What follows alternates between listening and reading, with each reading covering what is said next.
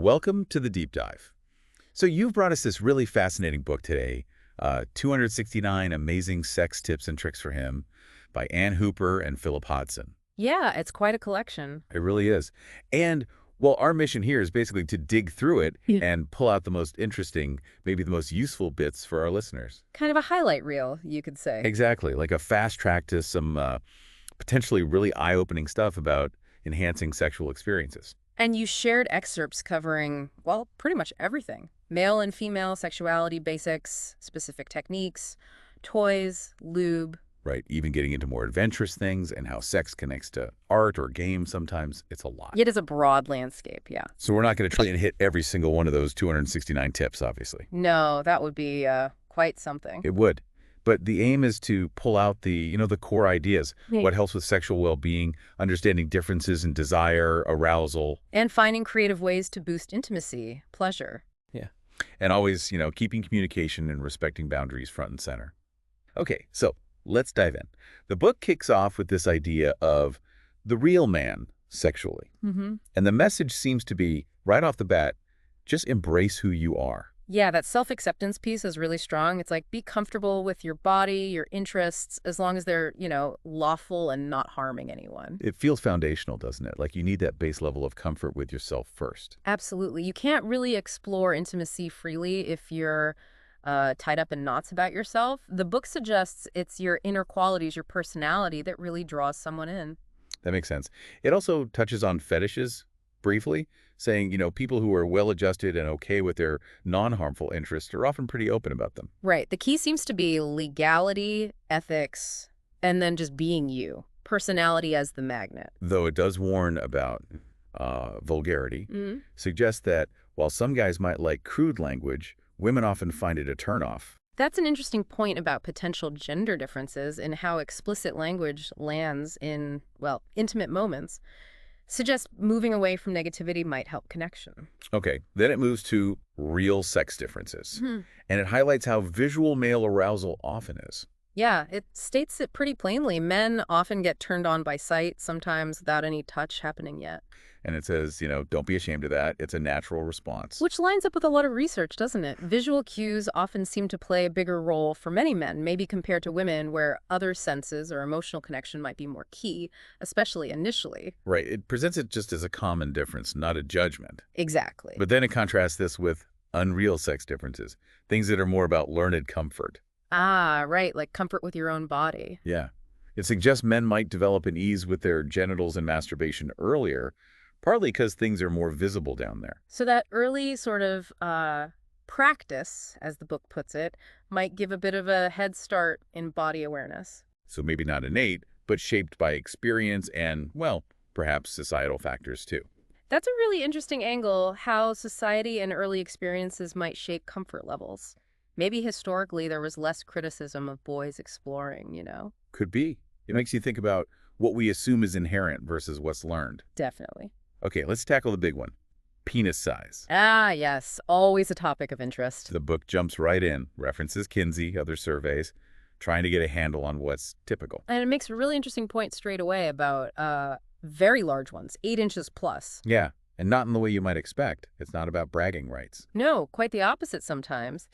It says bigger isn't automatically better, can even cause discomfort, pain for some women. Especially considering the average vaginal depth is around 6 inches, right? Exactly. So it suggests adapting positions, letting the woman control depth. The focus shifts to comfort, mutual pleasure. Right. And then the other end, smaller penises, maybe around 2.5 inches. And here, the book offers a really refreshing take, I think. It does. Suggests men with smaller penises often become more skilled lovers because they have to focus more on other kinds of stimulation. It's a great reframe. Turns a potential anxiety into a reason for becoming more creative, more attentive. Necessity being the mother of invention, perhaps. Maybe so. It shifts focus from just the physical to technique, overall stimulation. Totally. And for the statistically curious, it gives the average range as pretty wide, 2.5 to 10 inches. With 5.5 to 6 inches being typical in America and Europe. But it adds that important note that averages vary, right? Depending on body types. Maybe smaller averages in places like the Far East with slimmer builds. Yeah, that's crucial context. Highlights the diversity of human bodies.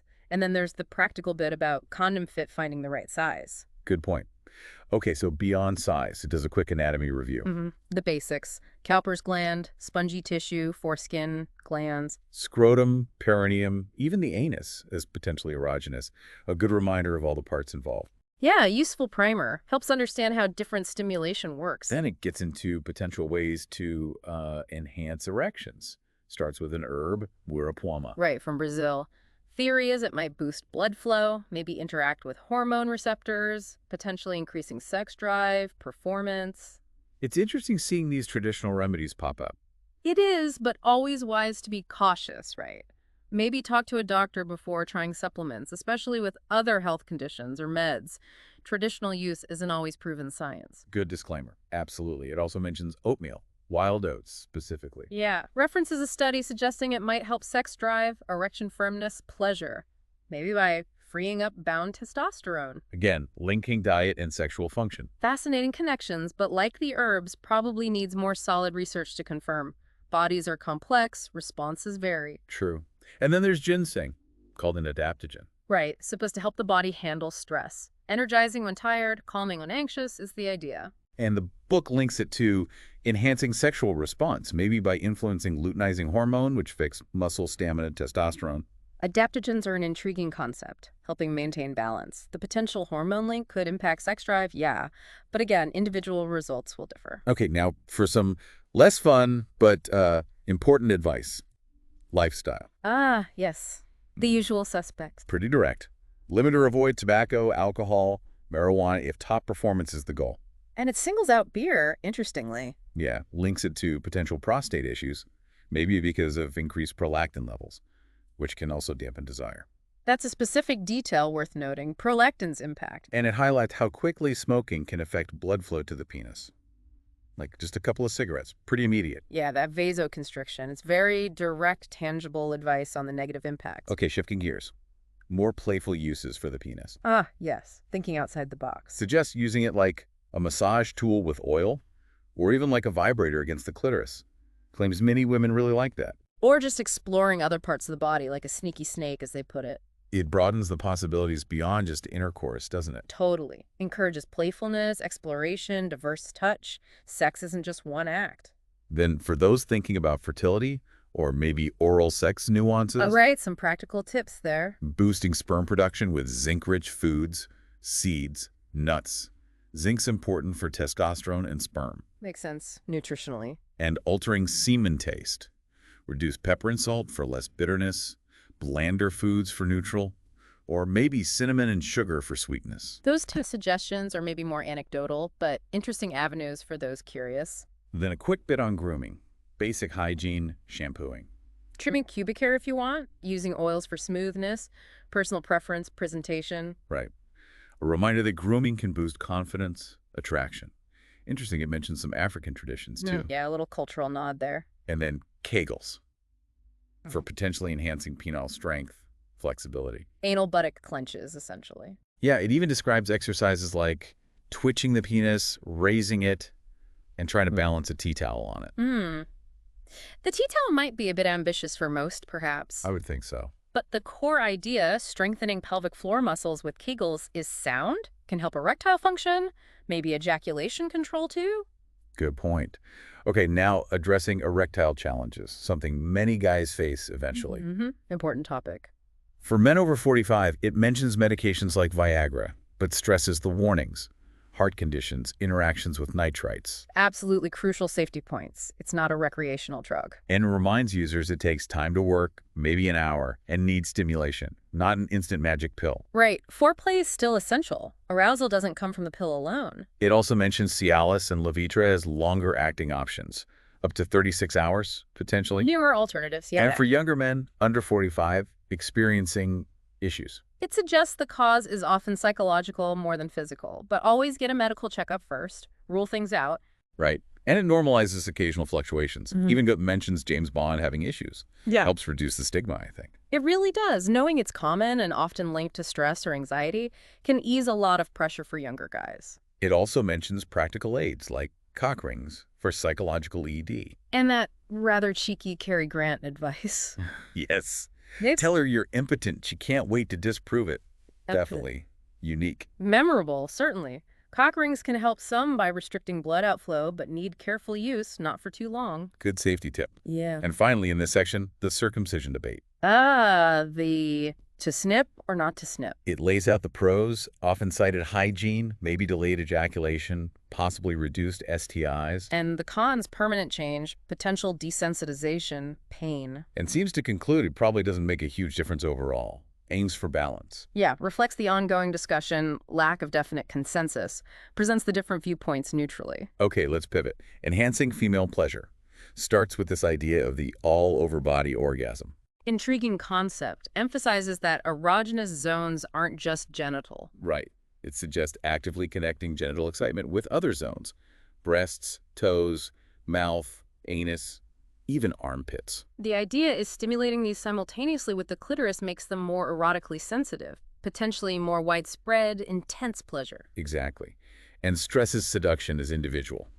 What works for one won't necessarily work for another. Tailoring the approach. Yeah. It even suggests a sequence. Hugging, light kissing, passionate kissing, then cuddling and stroking while undressing. Only moving to genital touch later, and always clitoral stimulation before intercourse. It really emphasizes that gradual buildup, the whole body connection. That pre-intercourse clitoral stimulation point is so key and often missed, can make a huge difference. The book also encourages men to tune into partners' moods. Resistance isn't always a hard no, might just mean not quite ready yet. Right, suggests patience, gentle approach, passionate kissing as ways to build desire. And includes that vital caution against any coercion or taking advantage. Non-negotiable. Absolutely. Consent and respect above all. Reframing hesitancy as information, not rejection. Then there's this section, playing with her head. Some psychological tactics, Yes, the dynamics of attraction. like seeming a bit vulnerable or passive sometimes, playing slightly hard to get after showing interest. Letting yourself be seen as attractive to others, projecting sexual confidence, even if faking it till you make it initially. Yeah, intriguing insights into attraction dynamics. But need to be used playfully, right? With understanding. Never manipulation or dishonesty. That backfires. Good point. Okay, lubrication. Big emphasis on its importance. Critical for sensation, pleasure. Encourages men to feel the difference themselves, dry versus wet touch. Highlights how sensuous lubricated touch feels and connects it to premature ejaculation, suggesting dry masturbation might help build control. Potentially useful tip there. Yeah, the emphasis on enough lube is key. Natural levels vary. Experiencing the difference personally really drives home the point. And then the clitoris expose. Describes it as much bigger than just the visible bud. Right, extending internally. Points out many people might not realize its full extent. Advises learning to find the bud, explains how it engorges, sometimes seems to disappear when highly aroused. And strongly recommends very gentle rubbing on an exposed bud. Calls it incredibly pleasurable for many. Underscores precise, delicate touch. Vital info. Often underestimated sensitivity there. Less is often more. Definitely. And a great tip for guys finding manual foreplay less engaging for themselves.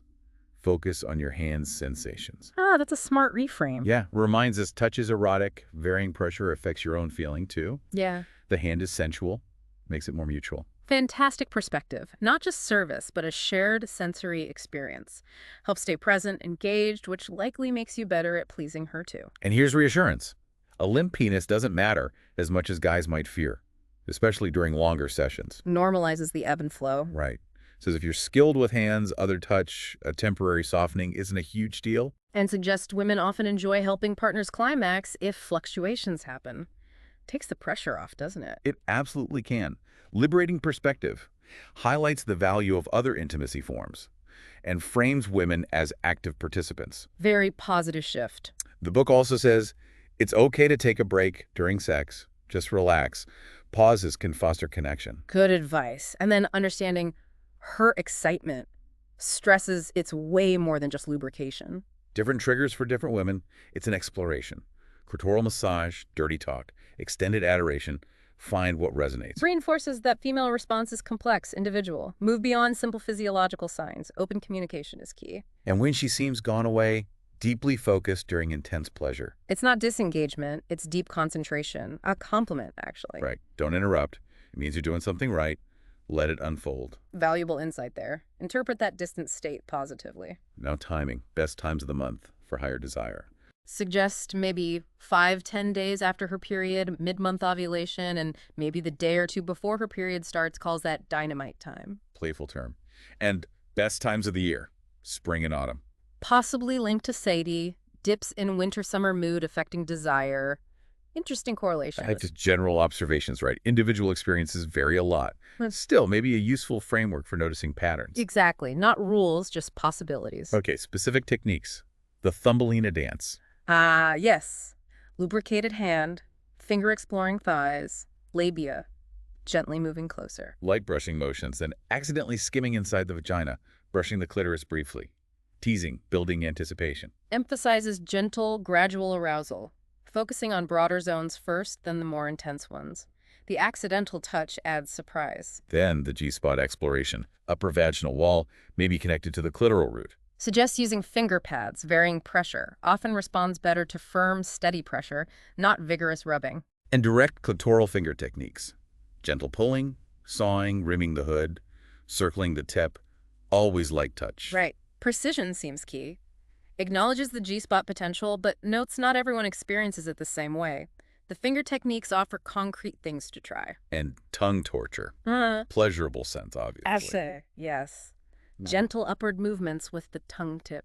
Licking from opening up over the tip, short strokes side to side, maybe twirling, light sucking. And repeats.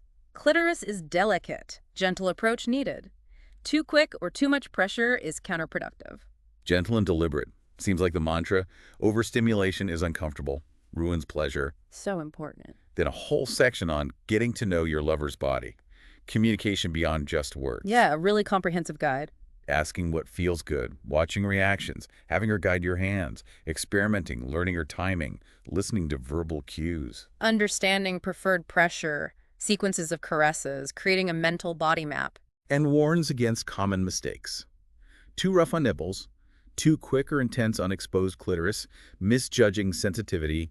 It's about being present, observant. Really underscores attentiveness, observation, open communication for deep intimacy, moving beyond assumptions to a personalized approach. Finally, the emotional and practical connections. Foreplay starting with daily interactions. Right, that interplay. Needing love to want sex, needing sex to express love. Suggest lightening the mood with humor, shared experiences.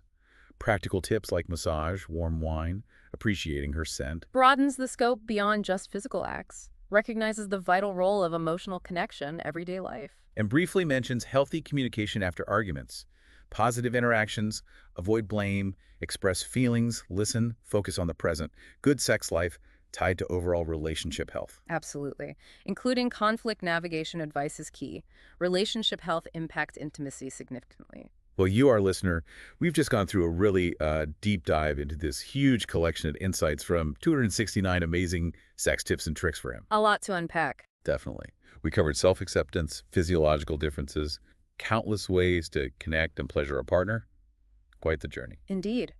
From optimizing physical readiness and going beyond intercourse, to the nuances of female arousal, specific techniques. Highlighting communication, emotional connection, even toys and adventure, always with respect and consent. Crucial foundations.